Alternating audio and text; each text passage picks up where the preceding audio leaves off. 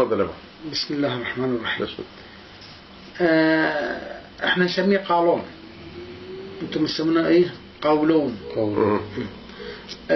مشاكل القولون اللي هي انتفاخ او الموسيقى العادية. كويس الموسيقى. بس الموسيقى دي بتبقى لها ريحة. من الشغلات المجربة عالم تستخدم مقطر النعناع. هذا اكو عالم ما تملكه تجيبه او ما تعرف منين تجيبه. نرجع عليه من نرجع. واضح خسامي؟ تمام. واضح عندك الصورة. هذا احنا نسميه نومي بصرة بالعراقي. نسميه نومي بصرة. المصريين يسمونه نومي مجفف. اللي هو عبارة عن ليمون بس مجفف بيتباع عند العطار. بالضبط. بالكيلو او بالواحدة. بالضبط. ده المهم نشرح عليه. هذا تكسر.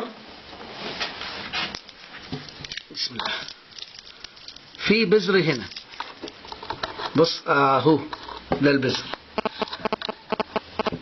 طلع البذر من عنده، طلع البذرة من عنده وترمي البذر ده، ترميه في الخلاط كل خمسة ترميهم في الخلاط بعد ما تنظفوا من البذور. من البذور تخليه في الخلاط، تضربه في الخلاط. تجيب ملعقة سكر صغيرة تخليها مع مين؟ مع معلقة سكر صغيرة. معلقة سكر صغيرة. معلقة مع 5 معلقة مش معلقة سكر صغيرة مع 5 وحدات متنظفين من ايه؟ من البذر.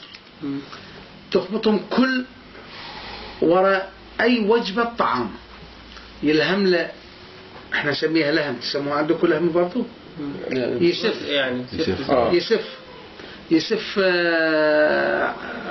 معلقة صغيرة من دي وراء كل وجبة. هي حلوة، تكون حامض حلو يعني. حامضة يعني في متعب أكلها. سبحان الله تلغي القولون بالدقيقة، يعني ينتهي القولون بالدقيقة. ايه ده المدة قد ايه؟ إذا يستمر عليه شهر يلغي القولون بالمرة من عنده. ما يقلش عن شهر. اي ما يقل عن شهر. وسبحان الله يعني شيء مجرب وأكيد. القولون العصبي أي قولون يكون عندك ينتهي بهاي الحالة. ينتهي يعني شو نقول يشفى من عنده بإذن الله. هاي أكرمك الله فيك. الله يكرمك.